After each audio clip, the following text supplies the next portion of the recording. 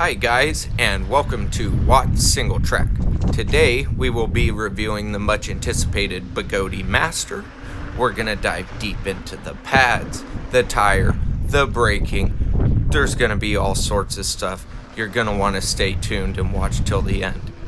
Just want to give a huge shout out to my sponsors at Canada EVs. They will take care of all of your EUC and PEV needs. Where to begin with this wheel? There are so many different talking points to go over, but I think for starters we're gonna have to start off with the Cst Tire that Begode chose to put on the Master. My honest opinion, this tire sucks. It is hot trash. You can see right there it leans over and the tire does not want to stand back up whatsoever. And this has caused me quite a few crashes while learning on this wheel. It's a really difficult tire to control, so it leads to a lot of little mistakes here and there that end up adding up to pedal clips and things like that. This clip right here will show the pedal clip in slow motion and will show part of what happens when you have a tire that just wants to lean and kind of point you all over the road. It can lead to lots of little crashes like this, but it is okay. And for the next few minutes, we're going to dive deep into the meat of this review and what this wheel is really about, the suspension. So I'm taking it to one of my gnarliest single tracks that I have around, Grizzly Bear Trail, with the appropriate teddy bear at the fence to enter. And this trail just really shows what a wheel is or is not capable of. So one of the main things, obviously, that people will be buying this wheel for is the suspension. So let's really take a true look at how effective this suspension is for super technical rocky trails like I like to run. So I'm going to give Begode a lot of credit here in the aspect of they made a suspension wheel that straight rides like a Cadillac. Like one of those big tuna boat Cadillacs you grew up in riding as a kid. This thing is just so smooth and plush. But it's only good and smooth and plush over about 90% of the trail. 10% of the trail, you can very easily bottom this shock out, and that is a major issue with this wheel that I see. Because bottoming it out will lead to blowing parts out and breaking things that obviously aren't intended to break or get as much stress as they do when this wheel bottoms out. For me personally, you'll see quite a few times in this clip, the suspension does get close to maxing out, but it doesn't actually max out and thunk and hit the bottom. But there are probably about 10% of the time where I hit a bump way too hard or too big of a drop or a rock, and I get the suspension to max out and I can feel it transfer through the whole chassis of the wheel. So for me, I already know, and I have ordered a coilover suspension to replace this air shock that Begode installed. I think they chose to install this type of shock as it would appease and be better for the vast majority of riders and the vast majority of terrain. And granted, what I am doing is a very small niche in the community, and I definitely don't think they designed their wheel with the suspension travel in mind like Kingsong did when they wanted to make a trail wheel. With all that being said and done, I think once I put a coilover shock in here, the performance of the suspension system on this wheel will get a lot better, and I won't quite have the bottoming out issues that I'm currently having with it. But right here, you can just watch that inner fender versus the shell of the wheel on all of these small, well, what I call small. A lot of these drops are anywhere from 3 to 6 inches on all of these small rocks, and you can really see that inner fender doing a ton of work. That being said, I have my tire PSI at 50 PSI in my tire, and I am running 260 to 280 pounds of air in the shock. So that is quite high for a lot of people, but for me it's all about protecting that rim and having the back pressure on that shock for when I hit these really big rocks and drops.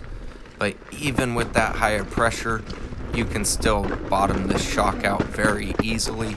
So a coilover upgrade is going to be mandatory for anybody looking to do any type of serious off-road riding like this with this wheel. So the reason I like this trail so much is it's a black diamond dirt bike OHV trail. So it's a lot gnarlier than the mountain bike trails in terms of the steepness and the rocks. And it's a really effective place to take a EUC to test it out and see what it's really capable of. And I can't run this fast through a lot of these areas on my RS high torque, just because I can't take the bumps with my knees at those kinds of speeds. I'll end up over torquing the wheel. But that brings us into the next major point of this wheel and this trail: the torque and the braking. So as a current rider of a RS19 high torque, that's kind of been my benchmark, golden ticket, golden standard, whatever you want to call it. The RS19 high torque is what I consider a wheel needs to have in order to be trail worthy, and the Begode Master blows the RS high torque out of the water.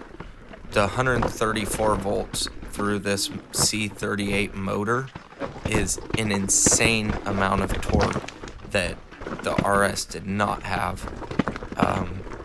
This wheel pulls as hard at 35 miles an hour, accelerating as a RS does at 5 miles an hour, and that's just mind-boggling. And speaking about torque, this is the hill that I use to test a wheel's torque out, because it's really easy to stall quite a bit on this hill due to the sand and the grasses. And also, this hill is ran as a downhill mountain bike trail. It is not really intended to ride up. So you can see the Master easily accelerates. Even times where I struggle like that, I almost come to a stall, I just lean right back into it and the Master just pulls. It's just like a RS high torque, but it feels like it has just that much more power, and the overhead feels way better. This is just going to be a quick clip of me testing out seated trail riding across a casual trail, but it definitely has big dips in it that if I sit on my RS, this hurts my ass. Like, I can't sit and ride this trail on my RS, but the Master, it's plush like a Cadillac, takes it no problem. On to one of the next things I consider essential for a trail wheel is its ability to rock crawl. So this is the same place I took the S20, taking it to the rock gardens to do some rock crawling and see how she did. And this wheel really, it just did not disappoint when it came to the rock gardens. The suspension was really effective. The wheel is not quite as top heavy as the S18, so it's much more controllable, which makes a huge difference in situations like this, where you need to stop and pivot mid-rock, and then just, yeah, the suspension just takes up. Like, that was a rider error. I kind of landed in a bad spot, but the suspension soaked it up for me, gave me a fighting chance, and I was actually able to ride through that line, which is super hard to make it through. This is just a really short slow motion clip of the Master doing some really steep rock climbing. And yes, you can hear the MOSFETs groaning. It's a beautiful sound. This wheel just pulls so good going up hills, especially for how chonky and technically heavy she is, but doesn't feel that bad coming from a RS high torque. I can easily learn to adapt to this wheel. These are just some of the really fun rock crawling lines through this area. Same things I took the S20 through. Kind of where I go to test a wheel out and its ability to rock crawl. You will notice in most of my clips, I am running my Kai pads on there on top of the Begode stock pads. I added a metal plate that I used double stick tape to attach to the battery boxes, and then I put Velcro on the plate so I can move my pads around like any other standard flat-sided wheel.